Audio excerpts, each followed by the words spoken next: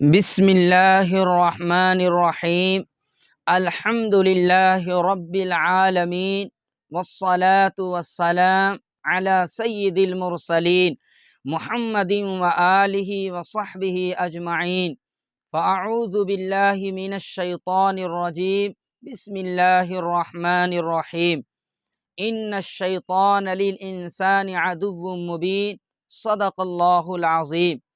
دنیا کا سب سے پہلا انسان حضرت آدم علیہ السلام ہیں۔ جب اللہ تعالیٰ نے حضرت آدم علیہ السلام کو اپنی قدرت کے ہاتھ سے بنایا اور ان کے جسم میں روح ڈالی، جس کو قرآن کہتا ہے وَنَفَخْتُ فِيهِ مِن رُوحِي، کہ میں نے حضرت آدم کے جسم میں اپنی روح ڈالی، تو حضرت آدم علیہ السلام بن کر کے تیار ہو گئے۔ آسمان کے سارے فرشتوں کو حکم ہوا کہ تم آدم کو سجدہ کرو۔ سارے فرشتوں نے آدم کو سجدہ کیا۔ فسجد الملائکۃ کلہم اجمعون الا ابلیس، آسمان کے سارے فرشتوں نے حضرت آدم علیہ السلام کو سجدہ کیا سوائے ابلیس اور شیطان کے۔ ابلیس نے سجدہ کرنے سے انکار کیا۔ رب کریم نے پوچھا کہ ابلیس تو نے ہمارے حکم کو کیوں ٹھکرایا، آدم کو سجدہ کیوں نہیں کیا؟ ابلیس نے کہا انا خیر منہ خلقتنی من نار وخلقتہ من طین، کہ رب کریم میں آگ سے پیدا ہوا ہوں اور یہ آدم مٹی سے پیدا ہوا ہے۔ آگ زمین پر جلاتے ہیں آسمان کی طرف جاتی ہے، اور مٹی آسمان میں پھینکتے ہیں زمین کی طرف جاتی ہے۔ میں آدم سے بہتر ہوں، آدم سے اعلیٰ ہوں، اچھا ہوں، تو میں ان کو سجدہ کیوں کروں؟ اللہ تعالیٰ نے کہا کہ اے ابلیس تو نے اپنے رب کے حکم کو ٹھکرایا، تم یہاں سے نکل جاؤ، اخرج، یہاں سے دفع ہو جاؤ۔ جب شیطان آسمان سے زمین پر اترنے لگا تو رب کریم سے فرمایا رب بما اغویتنی لأزینن لہم فی الارض ولأغوینہم اجمعین، کہ رب کریم اس آدم کی وجہ سے میں آسمان سے دھتکارا گیا۔ یاد رکھیے گا کہ میں آدم کو اور آدم کی اولاد کو پوری کوشش کر کے گمراہ کروں گا، اس کو بھی راستے سے بھٹکاؤں گا، اس کو بھی جہنم میں ڈالنے کی پوری کوشش کروں گا۔ رب کریم نے اس کے جواب میں فرمایا ان عبادی لیس لک علیہم سلطان الا من اتبعک من الغاوین، کہ اے ابلیس کہ جو میرے بندے ہوں گے ان پر تمہارا کچھ بھی زور نہیں چلے گا، ان پر تمہارا کوئی بھی زبردستی نہیں چلے گی۔ میرے نیک بندے میرے راستے پر ہوں گے اور تیرے ماننے والے تیرے راستے پر ہوں گے۔ جب ابلیس دنیا کے اندر آیا تو وہ پوری کوشش کرتا ہے کہ انسان کو تباہ اور برباد کر دے، اور انسان کو تباہ اور برباد کرنے کی دو محنت کرتا ہے۔ سب سے پہلی محنت اور کوشش یہ کرتا ہے کہ دنیا کا کوئی بھی آدمی نیک کام نہ کرے، دنیا کا کوئی بھی آدمی اللہ کو نہ مانے، رسول کو نہ مانے، قرآن کو نہ مانے، سیدھے راستے پہ نہ چلے۔ اگر کوئی مسلمان بھی ہو جائے تو پھر وہ عبادت نہ کرے، اذان ہوتی رہے اور پھر اپنے بستروں پر لیٹا رہے، عشاء کی اذان ہوتی رہے اور پھر اپنے گھروں میں گپ شپ میں رہے، فجر کی اذان ہوتی رہے، سستی میں اپنے بستروں میں رہے، کوئی بھی عبادت نہ کرے۔ رمضان المبارک کا مہینہ آئے، ایک بھی روزے نہ رکھے، تراویح نہ پڑھے اور پھر 10 دن کا اعتکاف نہ کرے۔ اس کے پاس اگر پیسے ہوں تو وہ زکوٰۃ نہ نکالے، غریبوں پر خرچ نہ کرے، حج اگر فرض ہو تو حج نہ کرے، تو شیطان کی پہلی محنت ہوتی ہے کہ کوئی بھی انسان نیک کام نہ کرے۔ اگر شیطان کی اس محنت کو ہم توڑنا چاہتے ہیں اور ہم چاہتے ہیں کہ ہم نیک کام کریں، دنیا کی ہر عبادت کریں، تو اس کے لیے ہمارے لیے محنت یہ ہے کہ عبادت کے وقت آنے سے پہلے دل میں پختہ ارادہ ہو کہ ہم کو وہ کام کرنی ہے، ہم کو وہ عبادت کرنی ہے۔ اگر ہم نے فجر کی نماز پڑھ لی ہے تو اسی وقت ہم پختہ ارادہ کر لیں کہ آج ظہر کی نماز بھی ہم کو مسجد میں جماعت کے ساتھ پڑھنی ہے، چاہے ہم سفر میں رہیں، چاہے ہم کسی بھی کام میں رہیں، تجارت میں رہیں، دکان چلا رہے ہوں، کسی بھی کام میں رہیں، ہم ہر حال میں ظہر کی نماز پڑھیں گے۔ پھر جب ظہر کا وقت آ جائے تو پھر اپنے دکان کو بند کر دیں، اپنے تجارت کو بند کر دیں اور اپنے کام کو بند کر دیں، مسجد کی طرف نکل جائیں۔ اگر ہم یہ محنت کر لیں گے تو پھر شیطان کی دال نہیں گلے گی، اور شیطان جو محنت کرتا ہے کہ کوئی بھی انسان نیک کام نہ کرے تو پھر وہ ناکام ہو جائے گا اور ہم کامیاب ہو جائیں گے۔ دوسری محنت اس کی یہ ہوتی ہے کہ انسان کے ایمان کو خراب کرے۔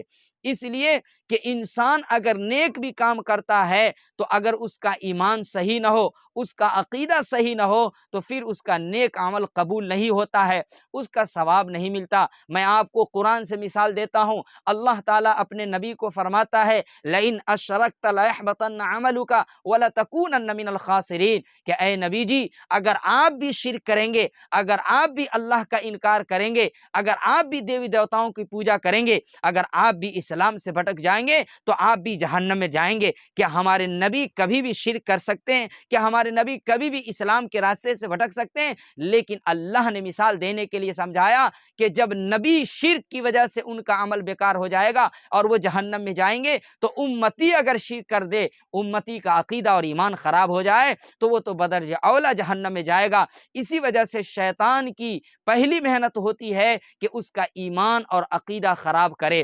اس لیے ہم اپنے ایمان کو مضبوط کریں۔ ایک حدیث ہے، حدیث کے اندر آتا ہے کہ مدینہ کے اندر ایک قبیلہ تھا، قبیلے بنو مخزوم۔ یہ قبیلہ بہت ہی مضبوط قبیلہ تھا، لوگ اس قبیلے سے ڈرتے تھے۔ ایک مرتبہ اس قبیلے میں ایک عورت تھی جس کا نام فاطمہ تھا، اس نے چوری کی، چوری ثابت بھی ہو گئی۔ ہمارے نبی نے حکم فرمایا کہ اس کا ہاتھ کاٹ دو۔ اب قبیلے کے لوگ سفارش کرنے کے لیے آئے، یا رسول اللہ صلی اللہ علیہ وسلم آپ اس کا ہاتھ کاٹنے کا حکم نہ دیں، لوگ بیزار ہو جائیں گے، بہت ہنگامہ ہو جائے گا اور بڑے گھرانے کی بے عزتی ہو جائے گی۔ ہمارے نبی نے مثال دینے کے لیے سمجھایا کہ اے لوگوں، لو ان فاطمہ بنت محمد سرقت لقطعت یدہا، کہ اے لوگوں یہ قبیلے بنو مخزوم کی بیٹی فاطمہ نے چوری کی ہے، اگر محمد کی بیٹی فاطمہ بھی چوری کی ہوتی تو بھی میں اس کا ہاتھ کاٹتا۔ ذرا آپ بتائیں کیا ہمارے نبی کی بیٹی، سب سے چھوٹی بیٹی فاطمہ چوری کر سکتی ہے؟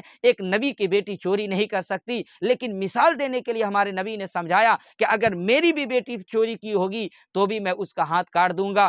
آپ مثال لے لیں، جیسے گاؤں میں کوئی مفتی صاحب ہیں، ان کا گھرانہ، ان کے سارے بیٹے حافظ مفتی ہیں، ان کے گھرانہ اچھا ہے، ماحول اچھا ہے، دینی ماحول ہے، تو وہ اگر گاؤں میں کسی نے غلطی کی تو مفتی صاحب نے کہا کہ اس کو 100 ڈنڈے لگاؤ، تو گاؤں کے لوگوں نے کہا کہ بھائی بڑے خاندان کے لوگ ہیں، مفتی صاحب اس طرح کا حکم مت دیجیے۔ تو مفتی صاحب سمجھانے کے لیے کہہ رہے ہیں کہ اگر میرے بیٹے جو حافظ صاحب ہے، اگر وہ بھی ایسی غلطی کرے گا تو بھی میں اس کو 10 ڈنڈے لگاؤں گا۔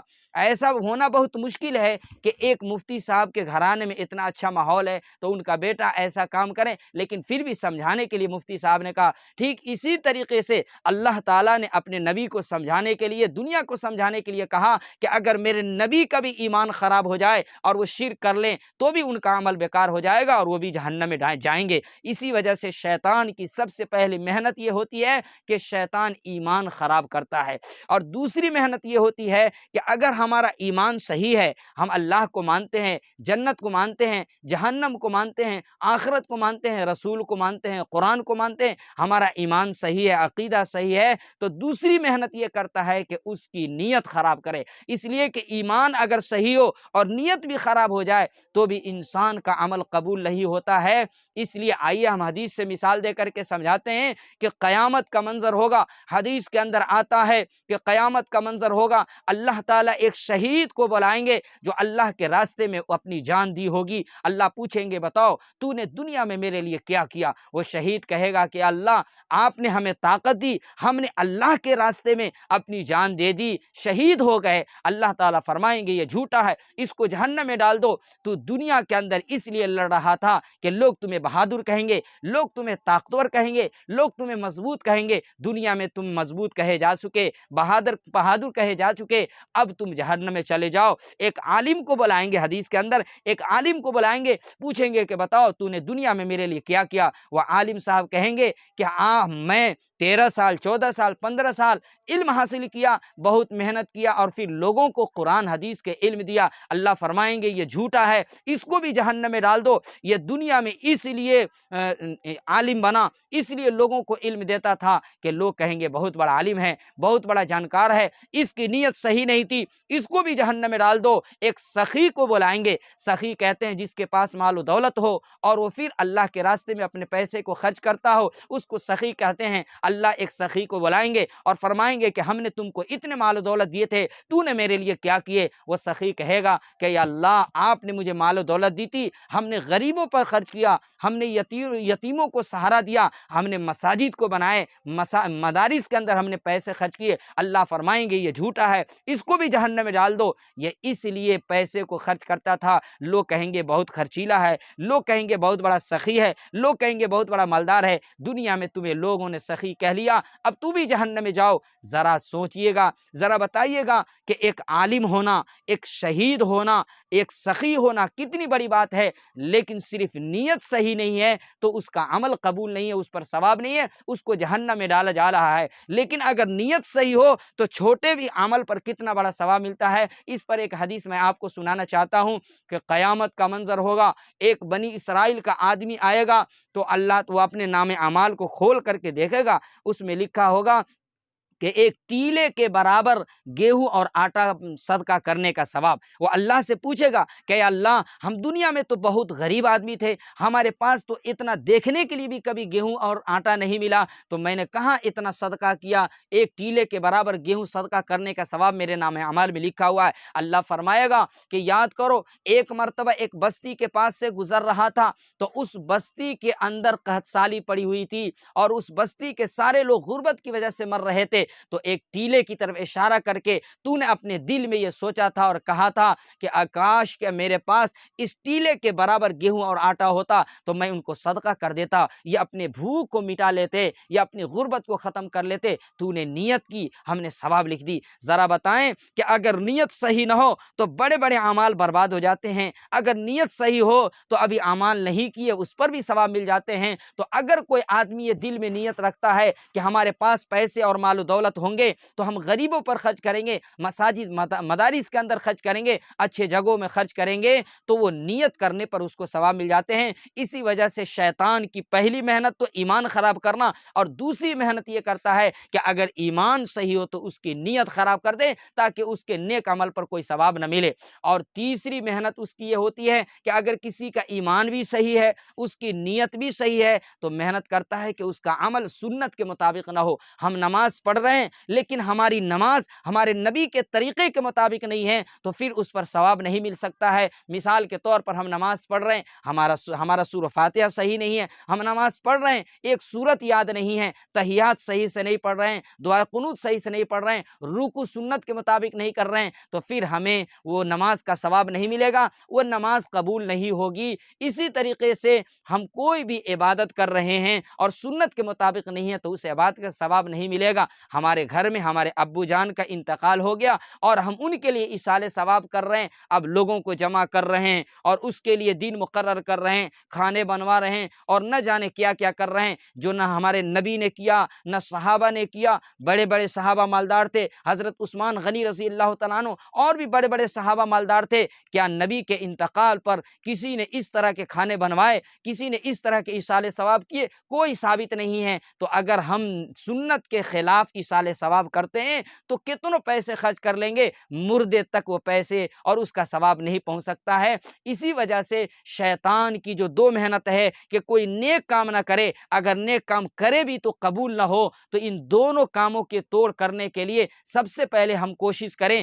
کہ ہم ہر نیک کام کریں گے اور پھر ہمارا ایمان بھی صحیح ہو، ہماری نیت بھی صحیح ہو اور پھر ہمارا عمل سنت کے مطابق ہو۔ اگر ہماری نماز درست نہیں ہے تو ہم اپنی نماز کو درست کریں، اپنی عبادت کو درست کریں اور پھر اس کے بعد ہماری عبادت قبول ہو سکتی ہے۔ تو اللہ تعالی ہم سب کو سمجھنے کی توفیق نصیب فرماوے۔ اگر ہم چاہتے ہیں کہ اس طرح کی ویڈیو روزانہ سنتے رہیں، ہم نماز سے متعلق، روزے سے متعلق جو خاص مسائل ہوں گے انشاءاللہ اب روزانہ آپ یوٹیوب چینل پر اپلوڈ کریں گے۔ اگر آپ چاہتے ہیں کہ سب سے پہلے ہماری ویڈیو آپ تک پہنچے تو آپ سبسکرائب کریں، جو لال بٹن ہے اس پر ٹچ کریں، اس کو سبسکرائب کریں اور پھر اس کے بغل میں جو بیل آئیکن ہے، اس بیل جو بٹن ہے اس بٹن کو ہم پریس کریں تو سب سے پہلے ویڈیو آپ تک پہنچے گی اور اس ویڈیو سے آپ فائدہ پہنچا سکتے ہیں، اور اس طرح کی اچھی ویڈیو سے ہو سکتا ہے کہ ہماری زندگیوں میں چینجنگ آ جائے اور ہماری زندگی کامیاب ہو جائے، ایمان پر خاتمہ ہو جائے،